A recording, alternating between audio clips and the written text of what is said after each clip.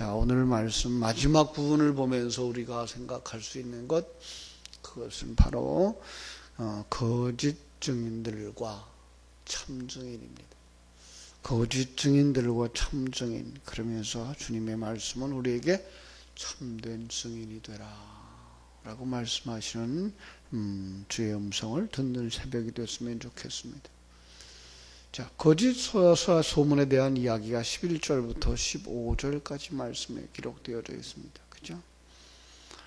여자들은 지금 이제 밤에 그 무덤을 향하여 가고 있는데 무덤가에서 일어난 일뿐만 아니라 그 정황이 쭉 설명되어져 있죠. 11절에서 15절.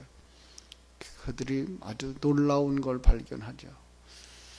지진도 일어났고 천사가 내려와서 앉은 것도 봤고, 그죠? 빈 무덤을 봤어요. 이런 것들이 예수께서 부활하신 그 증거라는 걸 너무나 분명하게 알 수 있는 거예요. 그런데 불구하고 그들은 이 일로 말미암아 밀란이 일어나고 이 일로 말미암아 예수의 부활이 증거될까 봐 이제 거기에다가 거짓을 씌우기 시작하죠. 어떤 거짓을 씌웠어요? 예수를 제자들이 훔쳐갔다. 우리가 잠들어 있는 사이에 말이 안 돼요. 그죠? 그들은요, 잠들어 있을 수가 없는 입장이잖아요. 그들은 그것을 지키도록 부름받은 군사들이에요. 그리고 큰 돌을 거기다가 갖다가 입구를 막았을 뿐만 아니라 그 돌을 봉했다고요. 사람의 힘으로 그걸 움직일 수가 없어요. 특별히 여자들의 힘으로 그걸 움직일 수가 없어서 여자들은 올라가면서 무덤가로 가면서 무슨 생각을 했어요? 이거 누가 돌을 좀 옮겨줄까라는 근심하고 올라갔단 말이죠. 자, 그런데 무덤이 열려진 거죠. 돌이 움직여진 거죠. 그죠? 그리고 거기에 천사들이 내려와서 그들과 이야기하고 있는 거죠. 이 사실을 보았음에도 불구하고, 그죠? 확실한 증거를 가졌음에도 불구하고 그들은 지금 거짓을 말하게 만들어져 가는 거예요. 이 사실을 대제사장들에게 알리니까 대제사장들이 장로들과 함께 모여서 의논하고 오히려 그들은 돈을 받아요. 그죠? 군인들이 돈을 많이 받아요. 그리고 그들에게 뭐라고 말하는가 하면은 제자들이 밤에 와서 우리가 잘 때 그를 도둑질해 갔다. 이건 말이 안 되잖아요. 그죠? 제자들이 도둑질해 가는 걸 그들이 어떻게 알아요? 잠들었다는 사람들이. 아니, 그들은 그걸 지키기 위해서 세움받은 사람들이 잠들었다 그러면 그들은 의무태만으로 그들은 처벌을 받아야 마땅한 사람들이죠. 근데 지금 그들은 돈을 받던 사람들이 되어버렸어요. 그리고 거짓말을 말하는 거예요. 그 일이 총독에게 알려지면 어떤 상황이 벌어져요? 큰 화를 당하게 된 거죠. 그랬더니 그들이 뭐라 그래요? 야, 총독에게 들리면 우리가 권해서, 우리가 권한대요. 뭘 권해요? 이러이러하다고 사실을 이제 꾸미겠다는 거죠. 그죠? 꾸며서 일을 만들겠다라는 거예요. 우리가 설득시키겠다는 거죠, 총독을. 누가? 지금 대제사장들과 장로들이. 그래서 근심하지 않게 하겠다. 너희들에게 화가 돌아가지 않게 하겠다. 그래서 그들은 가서 거짓말을 퍼뜨린 것이 이 마태를 복음을 기록할 때까지도 전파되어졌다. 여러분, 거짓 소문이라고 하는 게 뭡니까? 요즘도 이 전국이 이렇게 어지러우니까 거짓말들이 막 생겨나요. 그죠? 누구를 돕기 위해서 하는 거짓말, 누구 편들기 위해서 만들어내는 거짓말, 이런 것들 거짓말이죠. 참이 아닌 거짓. 사람들을 미혹하기 위해서 만들어내는 말들. 자, 성경은 그런 거짓말에다가 무엇을 담아 주었어요? 진리를 말하지 아니하는 자들이 말하는 모든 것이 거짓이에요. 누구에게 속한 거예요? 거짓의 아비 마귀에게 속한 자들인 거죠. 그러니까 마귀에게 속하고 눈이 멀고 귀가 멀고 감각이 없어지면 그들이 보고 그들이 말하는 모든 것들이 거짓말이 된다는 사실을 우리는 알아야 됩니다. 그러니까 하나님을 알지 못하는 사람들이 세상 것이 전부라고 말하고 세상 것이 진리라고 말하고 세상 속에 빠져들어가도록 사람을 이끌어갈 때 그 모든 것들은 다 거짓인 거예요. 우리가 생각하는 거짓과 조금 달라요. 그죠? 우리가 말하는 건 사실이 아닌 것을 이야기하는 것을 거짓이라고 말하지만 성경이 말하고 있는 거짓은요, 진리를 말하지 아니하고 진리를 담아준 그릇의 표면만 이야기하는 모든 것들이 거짓인 거예요. 그걸 갖다가 사단에게 속했다 그래서 마귀의 자식이라, 거짓말은 마귀가 하는 것이다 이렇게 말하는 거죠. 이 땅에 있는 모든 사람들, 특별히 종교인들이 가지고 있는 많은 종교적인 형태, 우리가 진리를 말하지 못하는, 지금 우리가 영적인 상태가 어떤 상태인지, 우리가 어떤 상태로 가야 되는지, 그리고 어떻게 완성될 것인지 그것을 보여주지 못하는 설교들, 그것도 거짓 증거가 되는 거예요. 글자대로 보고 글자대로만 해석하고, 그래서 사람들을 윤리 도덕적으로 착한 사람 되어져야 된다라고 말하고, 그렇게 되면 이 땅에서 복을 받는다고 말하고 있는, 그래서 사람들을 종교인으로 만들어서 복받기 위하여서 신앙생활을 하게 만드는 그것들이 다 거짓말인 거죠. 우리가 아주 쉽게 진리인 것처럼 속아가는 거짓말이 뭔가 하면 상급이라는 거죠. 여러분, 우리는 이제 하나님의 은혜로 살아가는 것임을 아는 사람들이에요. 내게 능력 주시는 자가 하나님이고요, 내게 이 일을 할 수 있도록 도우시는 이가 하나님이에요. 그러면 하나님의 힘으로 사는 사람들이 되어지는 거죠. 그리고 그 열매도 누가 맺은 거예요?